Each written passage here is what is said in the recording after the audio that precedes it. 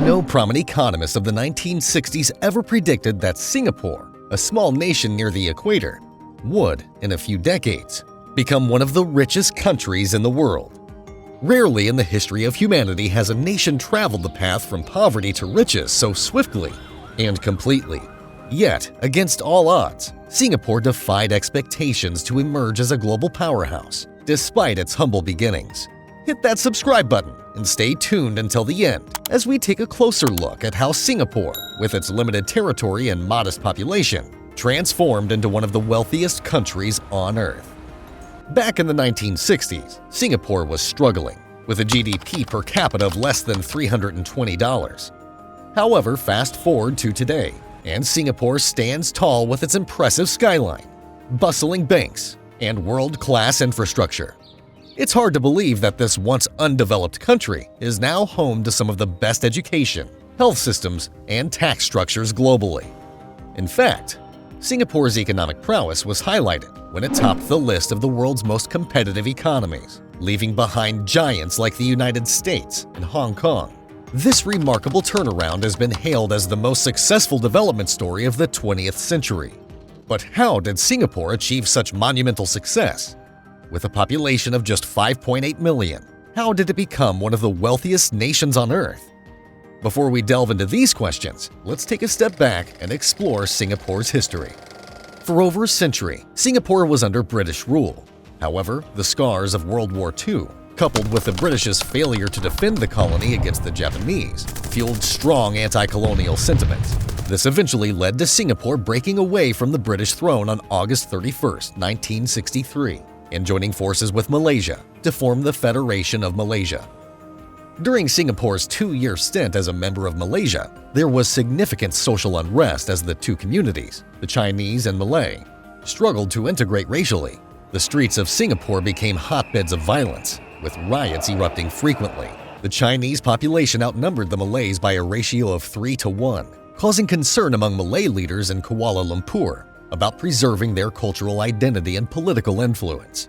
This unease led the Malaysian parliament to make the decision to separate Singapore from Malaysia, ensuring a Malay majority within Malaysia itself and mitigating the perceived threat of communism. Consequently, on August 9, 1965, Singapore officially gained independence, with Yusof Ishak as the first president and the formidable Kuan assuming the role of prime minister. However, even after gaining independence, Singapore faced numerous challenges. With a population of 3 million, the city-state struggled with high unemployment rates, particularly in the sprawling slums and squatter communities on its outskirts. Addressing these issues required a focus on securing adequate water supplies, improving infrastructure, and harnessing natural resources. The turning point in Singapore's development came with the ascension of Kuan to power. Under his leadership, Singapore transitioned from a third-world nation to a developed one. Kuan Yew's visionary policies and decisions played a pivotal role in this transformation. During his tenure from 1959 to 1990, Singapore's per capita GDP skyrocketed from $400 to $12,200, making a remarkable economic ascent over a quarter century.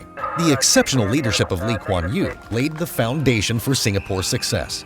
Singapore's early success can be attributed to several factors, with effective government policy playing a pivotal role.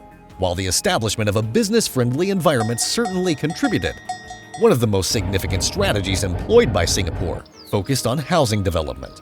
At the time of independence, housing conditions in Singapore were dire, with the city surrounded by slums, lacking basic sanitation and services. Recognizing this pressing issue, the government swiftly enacted the Land Acquisition Act. This controversial legislation empowered the government to acquire land at low costs, primarily for the purpose of improving housing conditions for its citizens.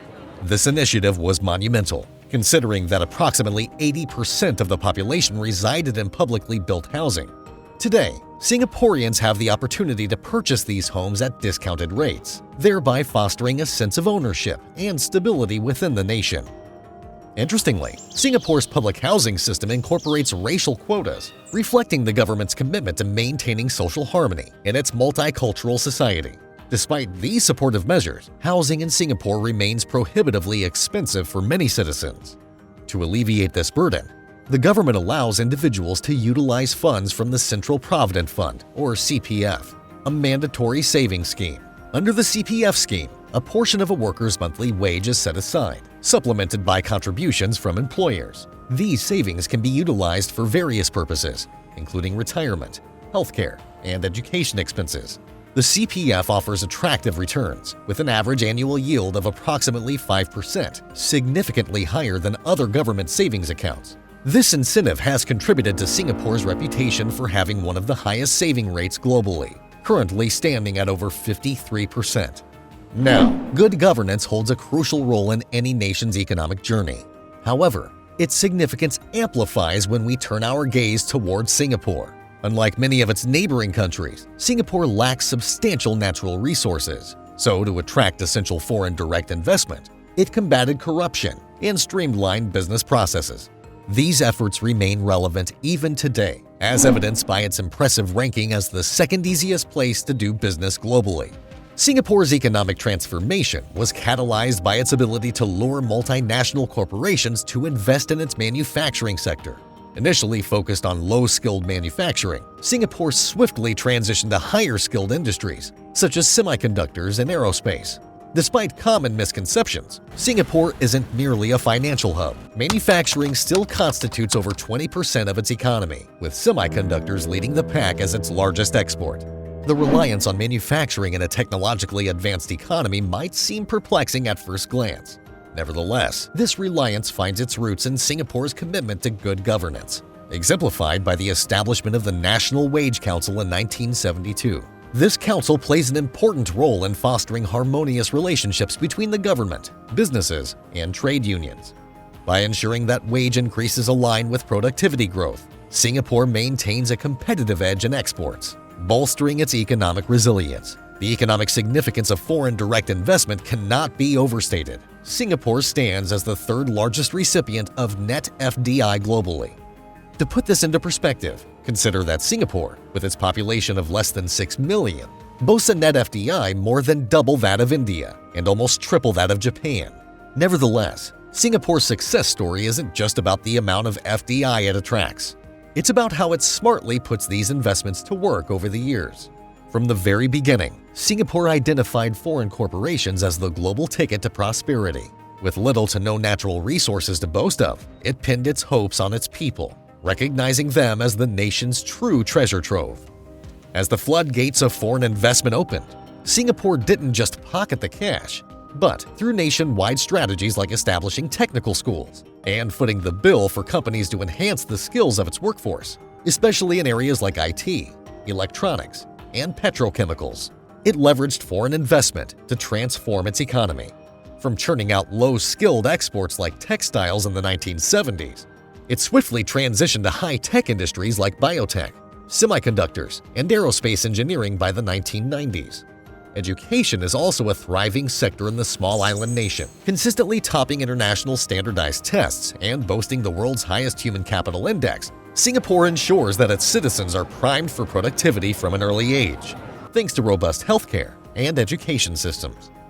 Furthermore, Singapore's assets extend beyond its people. Economists rave about its strategic location, positioning it as a regional powerhouse, serving as a hub for services needed by its neighbors, and a magnet for international corporations eyeing regional operations. Singapore's strategic location is exemplified by its bustling shipping industry. Despite lacking natural resources, the Port of Singapore stands as the world's second largest by volume and first for transshipment, facilitating global trade in ways you wouldn't imagine. But it doesn't end with shipping. Singapore's airport follows suit, acting as a vital connecting hub for flights worldwide. This interconnectedness spawns network effects, bolstering Singapore's status as a hub, which in turn attracts more businesses and tourists alike, creating a virtuous cycle of growth. Refined petroleum products is Singapore's second largest export. This is largely attributed to its possession of one of the largest oil refineries in the region. This refinery not only solidifies Singapore's position as a key player in the global market, but also shows its role as a regional services provider, catering to the needs of neighboring countries. The nation's export-driven economy has been meticulously crafted, with strategic planning and foresight. Sovereign wealth funds. Though a broad term, essentially represent a pool of financial resources that a country can utilize for various purposes, such as pension funds, infrastructure investment, or stabilizing the national budget. Singapore, being an early adopter of sovereign wealth funds, boasts not one, but two such funds, both ranked among the top 10 globally. The first, Temasek Sovereign Wealth Fund, emerged from government-owned enterprises and continues to play a vital role in funding the nation's industries. On the other hand, the Government Investment Corporation, or GIC, operates more like an asset management firm, meticulously managing its financial assets. Despite having the sixth highest gross debt to GDP ratio globally, Singapore's net debt is zero. This unique situation arises from the prudent management of its debt and the presence of revenue-generating assets. In essence, Singapore stands as a creditor nation, maintaining a AAA credit rating despite its apparent debt burden. However, amidst its economic prowess, Singapore grapples with its own set of challenges. Income inequality remains a pressing issue, with a significant wealth gap despite progressive taxation policies. Additionally, the high cost of living, particularly in terms of car ownership, poses challenges for residents. Yet, Singapore addresses these issues through robust public policies, such as encouraging the use of public transportation to mitigate congestion and promote sustainability. As Singapore continues to solidify its position as one of the top financial centers globally, alongside its competitive edge in logistics, shipping, and aviation, as well as its role as a regional headquarters for multinational corporations, the prospects for its growth in the coming decades remain exceptionally promising. But what's your take on Singapore's financial success? Do you believe there are additional factors contributing to its prosperity that we haven't covered? Or do you hold the view that Singapore's success is somewhat overstated? We value your opinions, so feel free to share them with us in the comments section below. Don't forget to subscribe to our channel and hit that like button if you enjoyed this content. Thank you for watching.